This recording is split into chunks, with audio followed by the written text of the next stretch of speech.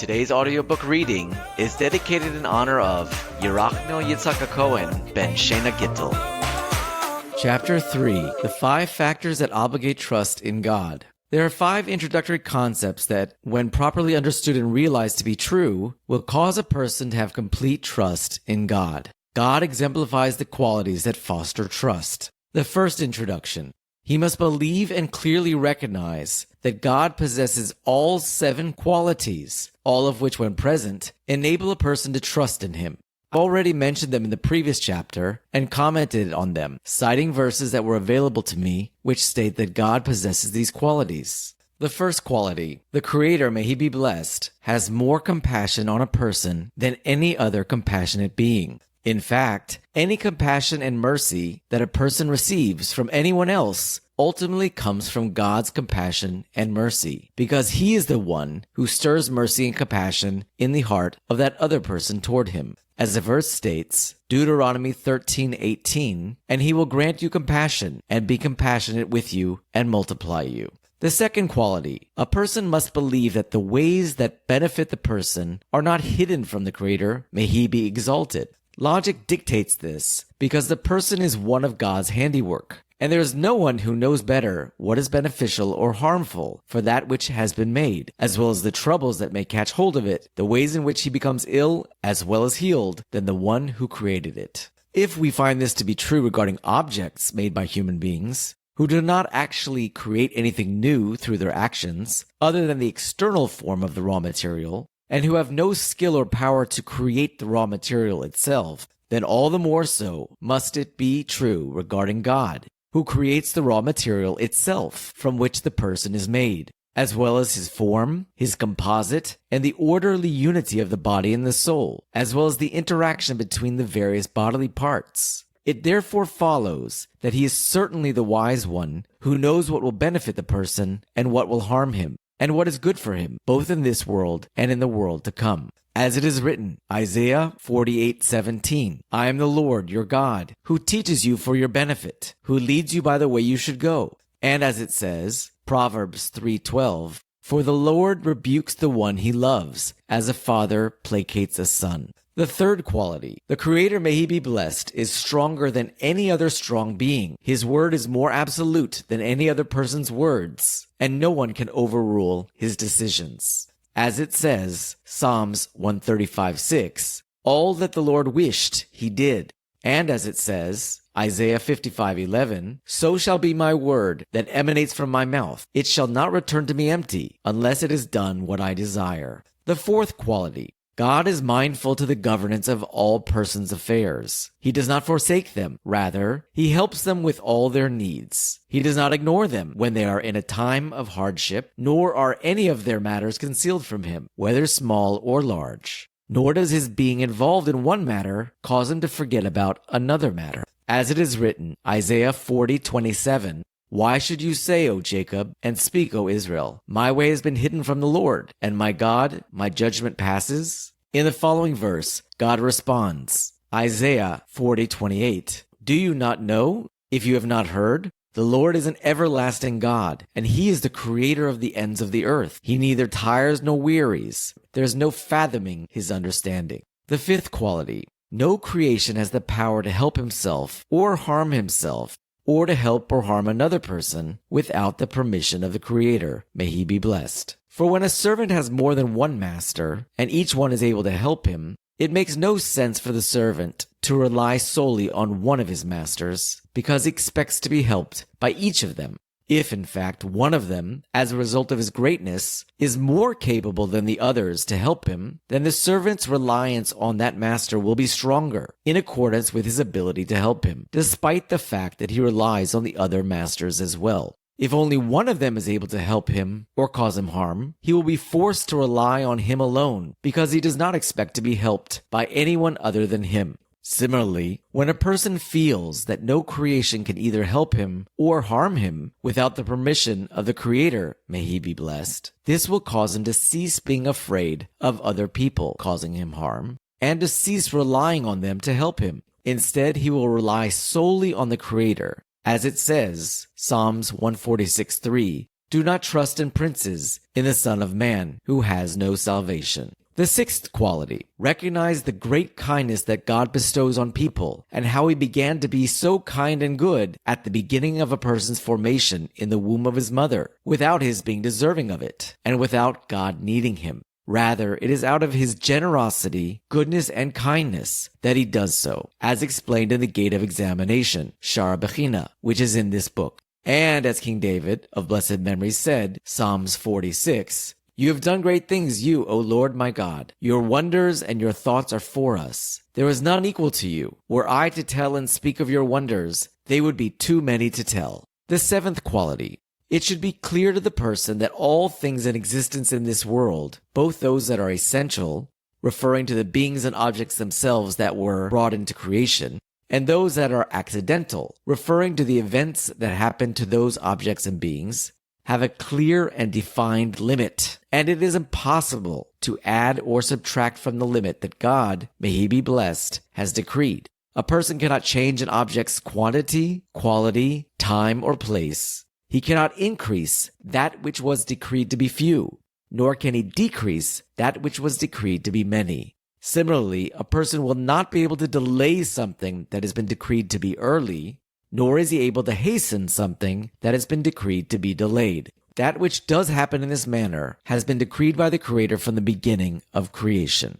God is the ultimate and only cause. Simply, all the prior decrees of God that were in the foreknowledge of the Creator were decreed in such a way that they have direct causes for their occurrence, and those causes have prior causes. However, someone who doesn't contemplate the manner in which the world is run, when seeing a change in reality, will think that it is the new cause that forces a change in reality, and they're being turned from one matter to another. In truth, the cause is too weak and insignificant to be themselves the reason for the change or transformation, as can be illustrated from the fact that a single grain of wheat produces 300 ears, and each ear of grain has 30 grains, so that one grain is therefore the cause for 10,000 grains, or close to that number, to be produced. Is it not apparent to a person's mind that the grain itself is too weak to be able to produce such a massive quantity? The same applies to all other seeds that are sown and planted.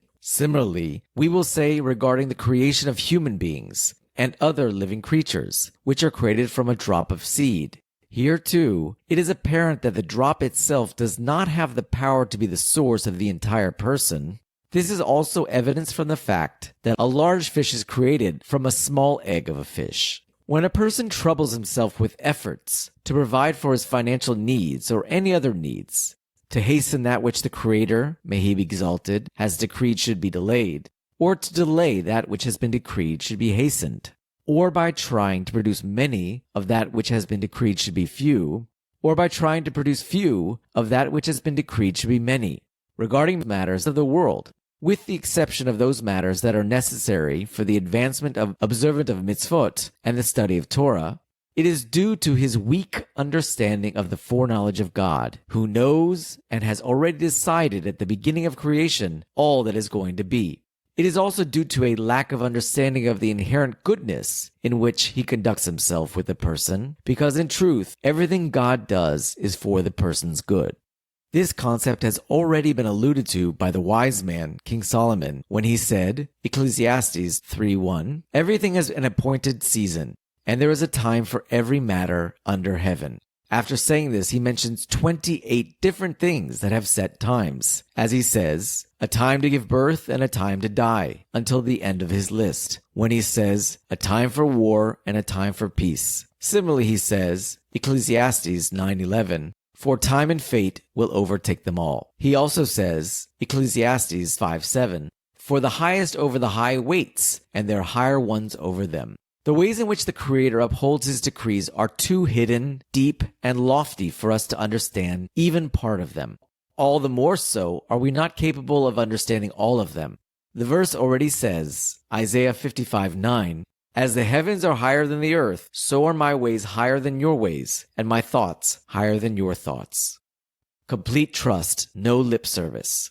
The second introduction. The person should know, and it should be clear to him, that the Creator is watching over him and that nothing is concealed from him, neither those actions that the person performs in public and are revealed for others to see, nor those actions that the person performs in private and are hidden from others. Even his thoughts are not concealed from God, neither those that are hidden from other people, nor those that are apparent through his speech and actions. God also knows if the person's reliance on him is wholehearted or not. As the verse says, Psalms 94:11, the Lord knows the thoughts of man, that they are vanity. And as it says, Proverbs 24:12, surely he understands the inner recesses of a person's heart. And as it says, Kings 1:8-39, for you alone know the hearts of all people. When this becomes clear to the person who relies on God, then he will understand that it is improper to claim that he is a person who relies on God, may he be exalted, as a result of his verbal expression, without true reliance on him in his heart and in private. If he merely verbally claims to have bitachon, then he will be on the level of those about whom the verse says, Isaiah 29:13, with his mouth and with his lips he honors me, but he distances his heart from me. Exclusive trust in God. The third introduction necessary to have proper bitachon. The person must single out God as the only one he relies upon for those things regarding which he is obligated to rely on him, and he does not partner any other being with him to rely both on God as well as on another being, for his trust in God will be ruined when he partners another being with him. You surely know that which is said regarding King Asa of Judah, who despite his great piety relied upon the doctors at the time when he was ill, as it is written, Chronicles 2:16-12. And also when he was ill he did not seek the Lord, only the doctors, and he was punished for this. The verse says, blessed is the man who relies on the Lord, and the Lord will be his support. It is a well-known matter that when someone appoints two people or more to perform a specific task, the appointment will fail. Each one relies on the other to do the task, and in the end it isn't done properly.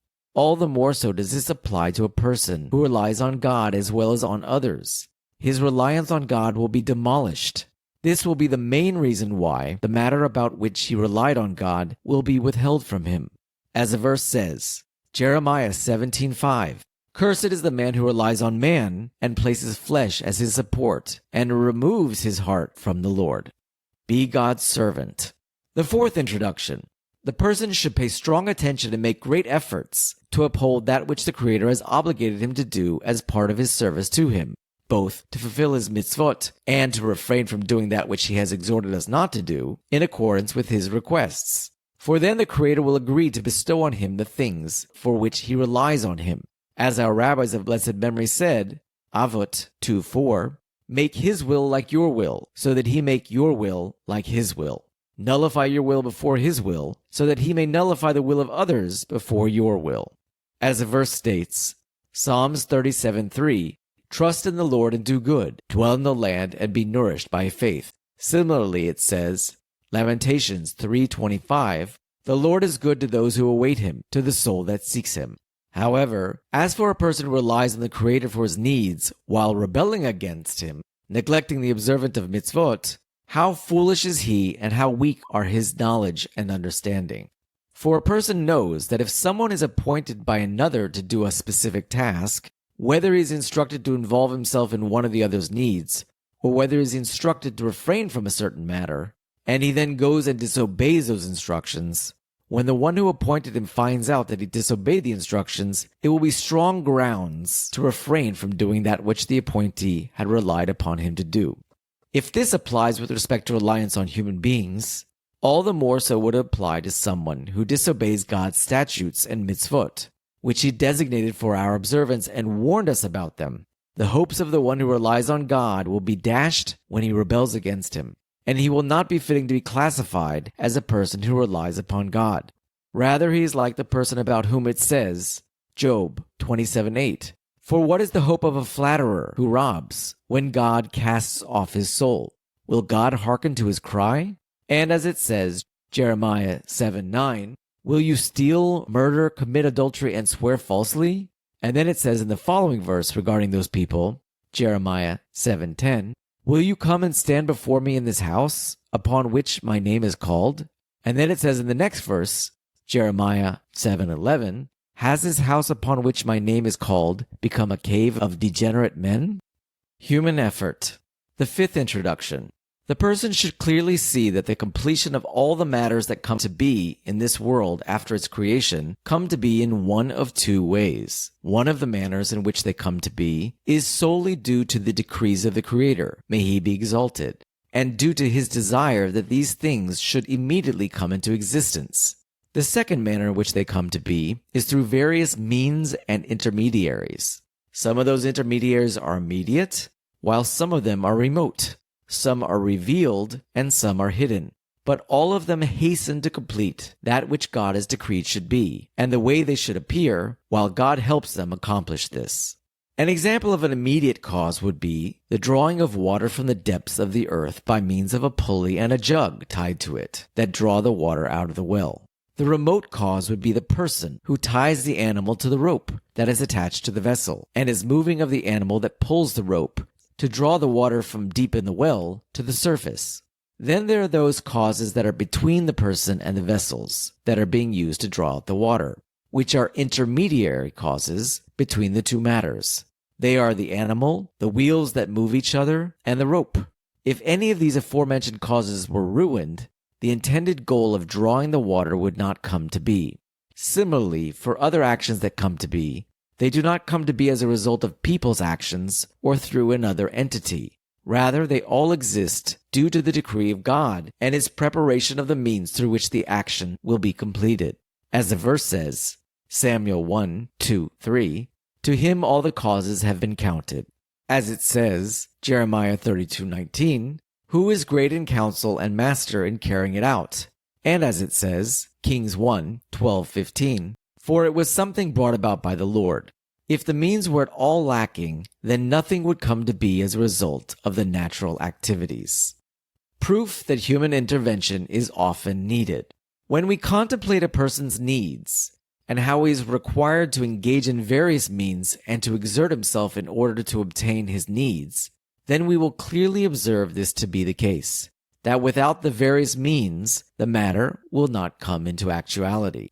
For when someone needs food, even if the food is placed in front of him in a state already fit to eat, if he doesn't exert himself to eat it by raising it to his mouth and chewing, he will not satiate his hunger. Similarly, someone who is thirsty and in need of water will also need to raise the water to his mouth to drink. All the more so is effort necessary if the food is not ready for him to eat, so that he is required to exert himself to prepare it by grinding the flour, kneading the dough, baking the dough into bread, and the like. More exertion than this will be necessary, and it will be even more difficult if he needs to buy it as well as prepare it. Even more exertion than this will be necessary if he lacks the money with which to buy the food, in which case he will need a far greater exertion and involvement in various means than that which has been mentioned earlier. For then he will be required to hire himself out for work, to sell some of his objects and possessions, or the like. The reason for human effort. There are two reasons why the Creator obligated that a person must make efforts to pursue and search for the means of his livelihood and other needs. The first reason is that God in His wisdom decided to test the person as to whether he will choose to serve God or to rebel against Him. Therefore, He tested him in a manner through which the path he chose will be evident. God did this by causing a person to be needy and lacking that which is outside of him, be it food, drink, clothing, shelter, or cohabitation. He then instructed the person to pursue these things and obtain them through means that He prepared for them, but only in specific manners and at specific times. Those things that the Creator decreed that the person will obtain, he will obtain as a result of God making available all the means that He requires. While those things that God did not decree that he will not obtain because those means will be withheld from him. As a result, it will become clear if he wishes to serve God or disobey Him, based on his choice of the means with which to obtain his needs. On account of this, he will either be rewarded or punished, even if he did not end up obtaining that which he tried to obtain. The second reason why God deemed that people be required to exert effort and employ various means to obtain their livelihood is that if a person did not need to exert himself to pursue and search for means of sustenance, he would rebel and pursue that which is forbidden. and he would not heed his obligations toward God in exchange for the kindness of God toward him. As the verse says, Isaiah 5:12, "And there are harp and lute, tambourine and flute, and wine at their drinking feasts. The work of the Lord they do not regard, and the deed of his hands they have not seen." Similarly, it says, Deuteronomy 32:15, "And Jeshurun became fat and rebelled. You grew fat, thick, and plump. Israel forsook the God who made them." In a similar vein, our rabbis of blessed memory said, Avot 2:2, "Torah study goes well with derech eretz, work, because the toil of both of them makes misdeed scarce." Any Torah study that is not accompanied by work will cease in the end and lead to misdeed. All the more so would someone rebel if he lacks both of these and pays no heed to either of them. It is due to the compassion of the Creator that he preoccupied man all of the days of his life with obtaining worldly needs and with Torah and mitzvot, which serve as provisions for the world to come, so that he will have no time to seek out that which he does not need and that which he is not able to comprehend with his intellect, such as those matters pertaining to the beginning of creation and the end of the world. As a wise man, King Solomon said, Ecclesiastes 3:11, "Also the world he placed into their hearts, so that man should not find the deed that God did from beginning to end." The righteous person, when man does not need to toil. If a person strengthens himself in the service of God, choosing to be fearful of him and to rely on him with regard to both Torah and worldly matters.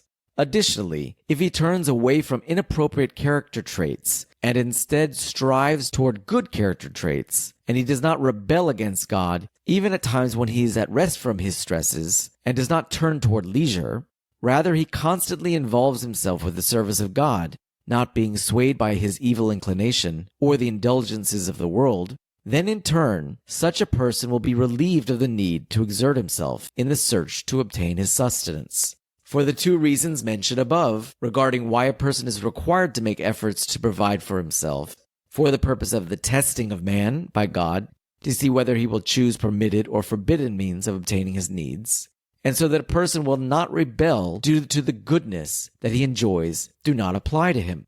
Instead, he will be sustained without any exertion or hard work, according to his needs and sustenance. As it says, Proverbs 10:3, "The Lord will not starve the soul of the righteous." The righteous suffer and the wicked prosper.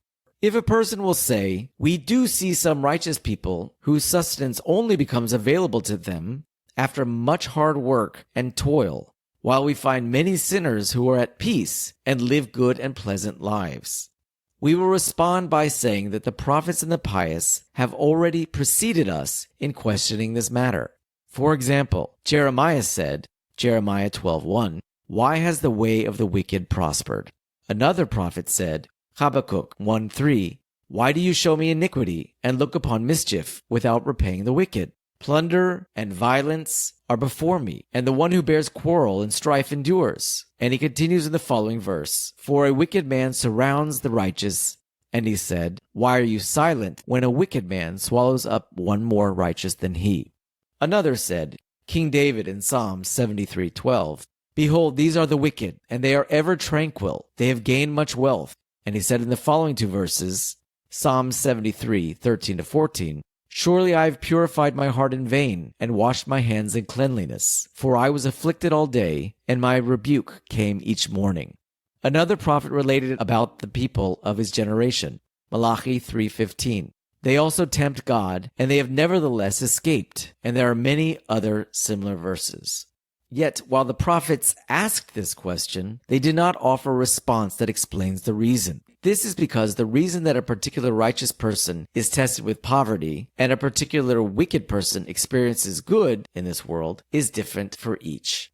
Therefore, this matter is merely commented on in general terms when it says, Deuteronomy 29:28, "The hidden things belong to the Lord, our God, but the revealed things apply to us and to our children." Similarly, the wise man King Solomon said, Ecclesiastes 5:7, "If you see the oppression of the poor and deprivation of justice and righteousness in the province, wonder not about the matter."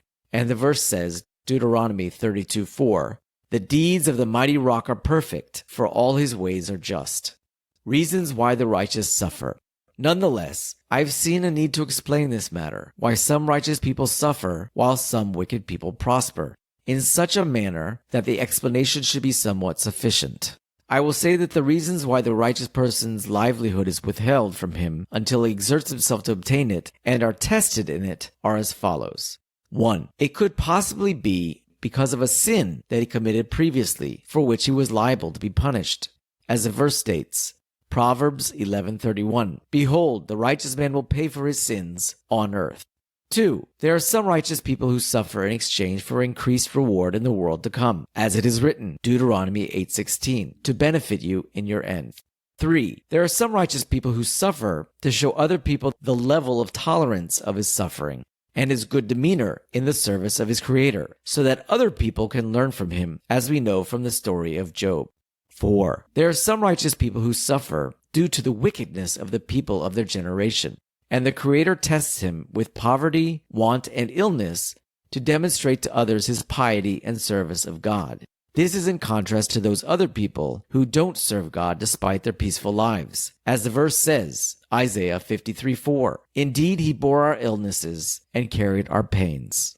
5. There are some righteous people who suffer because, although righteous in their private lives, they are not zealous for the sake of God in protesting the sins of the people of their generation. As we know from the story of Eli, the high priest, and his sons, about whom the verse says, Samuel 1:2-36, And it will be that everyone who is left in your house will come to prostrate himself before him for a silver piece and a morsel of bread. Reasons why the wicked prosper. But the good that God, may he be blessed, performs on behalf of the wicked are for the following reasons. 1. There are some wicked people who prosper due to their previous good deeds for which God rewards them in this world, as the verse states, Deuteronomy 7:10. And he repays those who hate him to their face to cause them to perish, which one of the early commentators, Onkelos, translated as follows, And he rewards those who hate him for the good deeds that they have performed before him in this world, in order to ultimately destroy them in the world to come. 2. There are some wicked people whose good fortune is like a deposit, to be kept by him, and it remains with him until God will give him a righteous son, who will be deserving of it. The wicked person only amasses wealth so that his righteous son can inherit it. As the verse states, Job 27:17, He will prepare and a righteous man will wear them. Similarly, it says, Ecclesiastes 2:26, But to the sinner he has given an occupation to gather and to accumulate, to give to him who is good before God. 3. It is possible that the wicked person is given good so that it will be the main cause for his death or his bad fortune. As it is written, Ecclesiastes 5:12, Riches kept by their owner for his harm.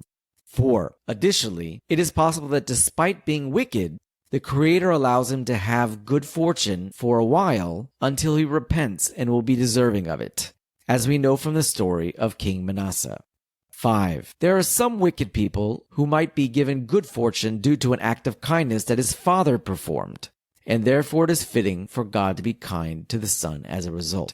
And God said to Jehu, son of Nimshi, Kings 2:10-30, Your descendants of the 4th generation shall occupy the throne of Israel.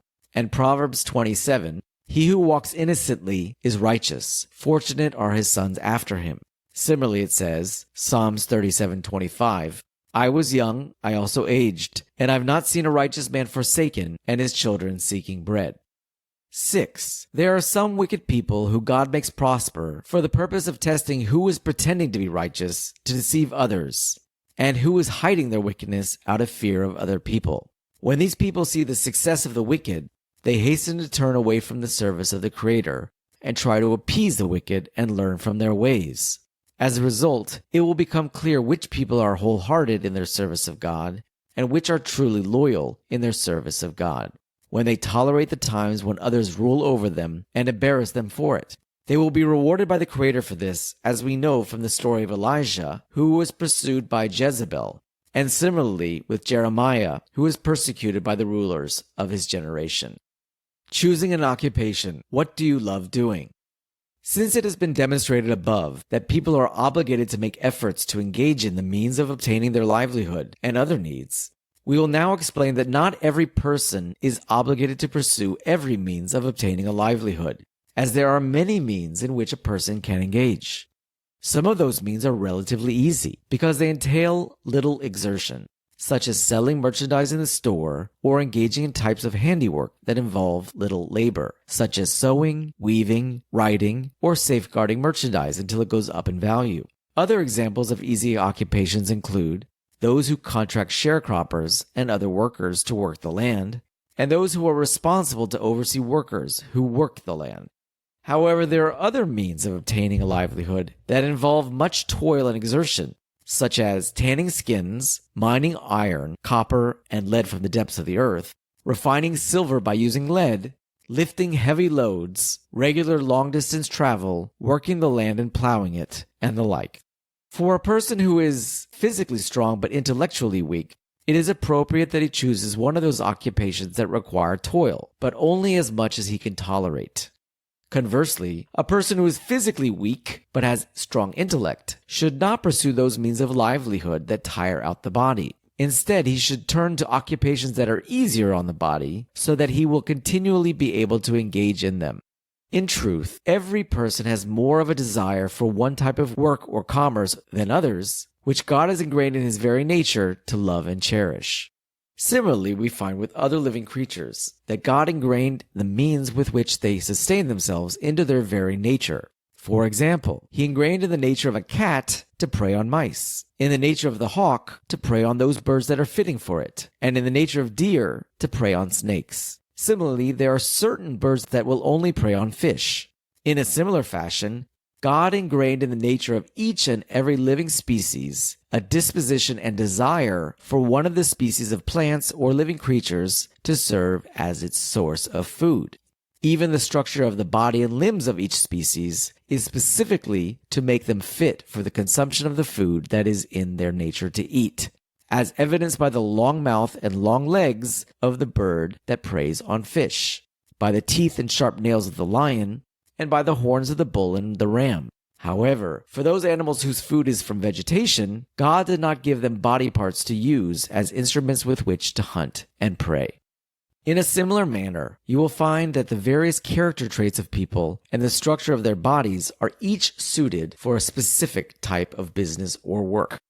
A person who finds that his character traits are suited for a certain work, and that he also desires the work by nature, and that his body is suited for it, and that he is able to tolerate the exertion required for it, should pursue it and make it his means of obtaining his livelihood.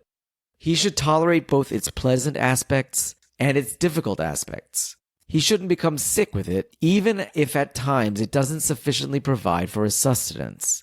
Rather, he should rely on God that he will provide him with sufficient livelihood for his entire life. Attitude toward work.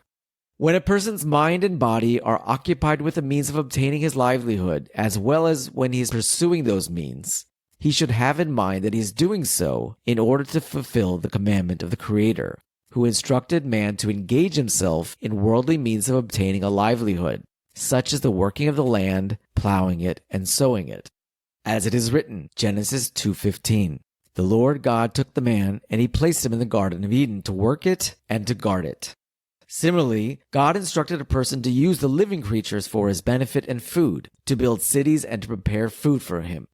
He instructed man to marry a woman and cohabit with them for the purpose of bearing children. A person will be rewarded for these actions when his intention in his mind and heart in doing them is for the sake of God. He will be rewarded regardless of whether or not he achieves that which he desired. As it is written, Psalms 128:2, "If you eat the toil of your hands, you are praiseworthy, and it is good for you." And as our rabbis of blessed memory said, Avot 2:12, "All your deeds should be for the sake of heaven." When his intention is for the sake of heaven, his reliance on God will be wholesome, and his efforts in engaging with the various means of obtaining livelihood will not in any way harm his trust in God. A person shouldn't think that his livelihood hinges upon the specific means that he chose for himself, and that were those means to be withheld from him, then his livelihood would not come through other means. Instead, he should rely on God that he will sustain him. He should also recognize that from the perspective of the Creator, all the various means are equal, and that he can sustain him with any of these means that he chooses, at any time that he chooses, and in any manner that he decides. As the verse says, Samuel 1:14-6. For with the Lord there is no limitation to save, whether there are many or few. And it says, Deuteronomy 8:18, for it is he who gives you strength to make wealth. And it says, Zechariah 4:6, not by military force, and not by physical strength, but by my spirit, says the Lord of hosts.